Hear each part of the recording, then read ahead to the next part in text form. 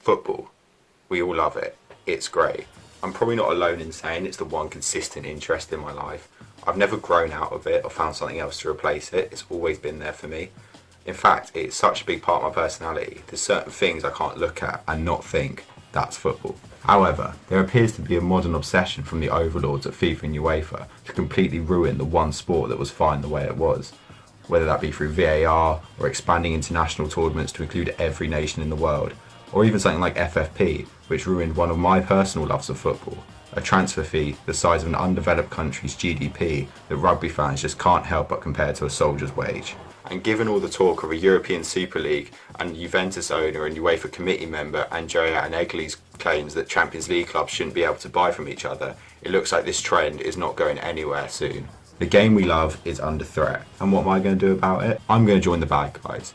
Yep, it's pointless fighting. They've got all the money and power. It's over. It's finished. Football, I'm afraid to say, lads, is dead. The game has finally gone. So I'm now going to introduce 5 of my own reforms that I think should be made to football. This is me storming into the headquarters of FIFA and UEFA, telling them to hold their new offside rule or new handball rule and listen to me. This is my essentially job pitch to be part of the official football rule changing committee. Seriously, what is the department which even makes all these rule changing decisions even called? I've got no idea. But anyway, change 1. Reform the World Cup. The World Cup is fantastic. For me at least, it's every reason why football is brilliant, but you don't have all the heartache that comes with it. Personally, as an England fan, an England win at a World Cup feels like if Chelsea win a game. However, a defeat is nowhere near as painful. I also don't hate any national team, so I'm never nervous about a team I really dislike winning it. That, combined with the hot weather, beautiful football kits, and world-class players, make it well worth the 4-year wait. However, to get to the World Cup, we have to go through 2 painful, mind-numbingly boring, excruciatingly tedious years of World Cup qualifiers. There's only so many times I can see England see out a routine 3-0 victory against Montenegro or some other communist farmers before the sound of Bittersweet Symphony gives me a nervous twitch.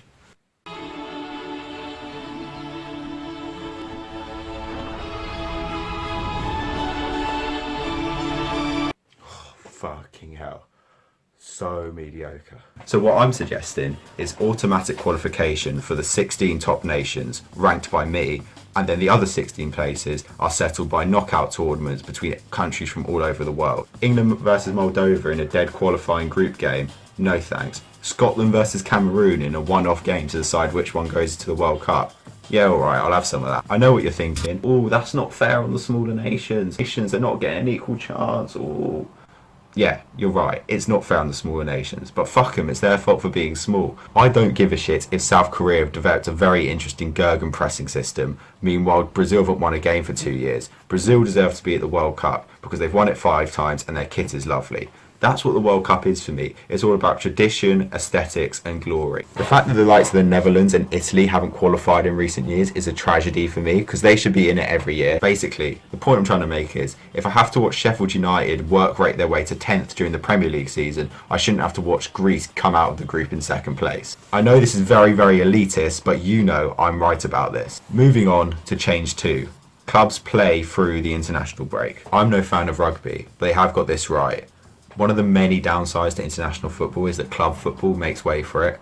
But why does it have to be the case? Why not just continue through it? It'd be great. All of a sudden, West Brom would be favourites to win at the Etihad because Man City have only got 5 first-team players available. Also, if you're the sort of person who cares about young players breaking into the first team, this would give them the chance because there'd be some weeks where none of the first team's available, so you've got to rely on your under-21 squad or whatever. Now, a few people are going to say, oh, this is going to impact the integrity of the league. It won't, because the best club would win it. You'd have much less one-man carry jobs, and it'd be much more important about which club has the best overall collection of players. What do you guys think? I think this would be great, and also, crucially, it means that when there's an international break, we won't have to sit and reflect about just how little of a social life we have. But yeah. Anyway, moving on. Change 3. If it hits the post, it's a corner. There is no sound that brings more despair than a shot rattling off the post or crossbar. Likewise, nothing brings such blind optimism as your team winning a corner. So why don't we combine the two and balance these emotions out? Too many teams have got out from under the cosh through a shot hitting the post or crossbar and then it going out for a goal kick. So why not make it, if you hit the post or crossbar, the ball returns to you in possession, whether that be for a throw-in or a corner. You never know, this could result in defenders deliberately smashing the ball against their own post or crossbar in hope of winning a goal kick, which is a sort of shithousery I would love to see in football.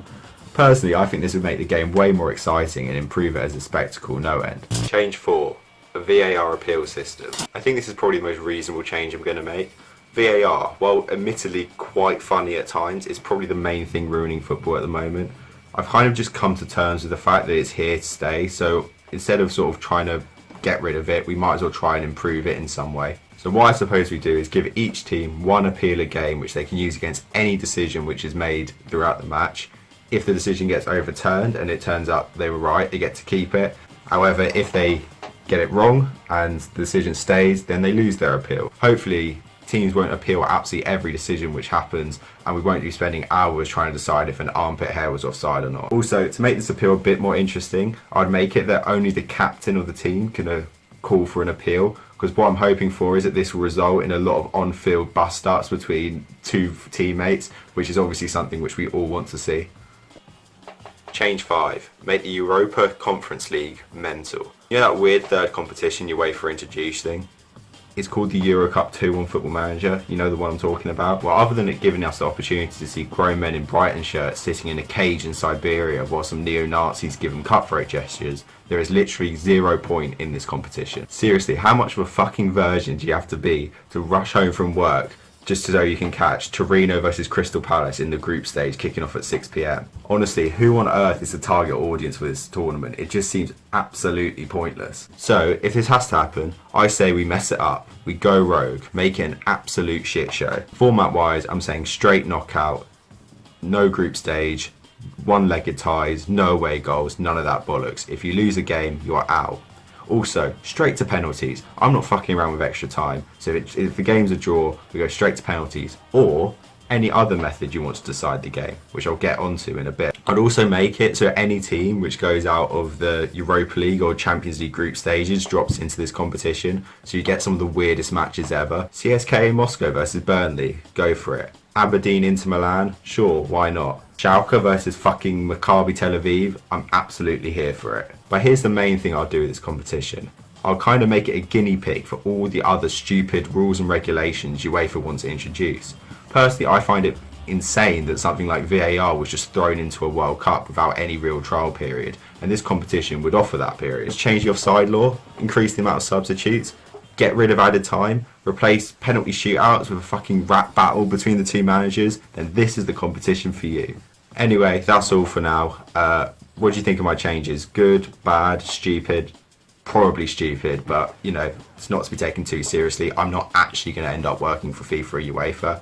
Also, it's worth pointing out that I started recording this video before the UEFA Super League was... No, the European Super League, not UEFA, definitely not UEFA, they fucking hate this shit, was announced, so I'm aware it probably hasn't aged too well already, but fuck it, I could not be asked to go and record another video, you know, I haven't got the work rate for that. So yeah, comment down below if there's any changes you would make to football.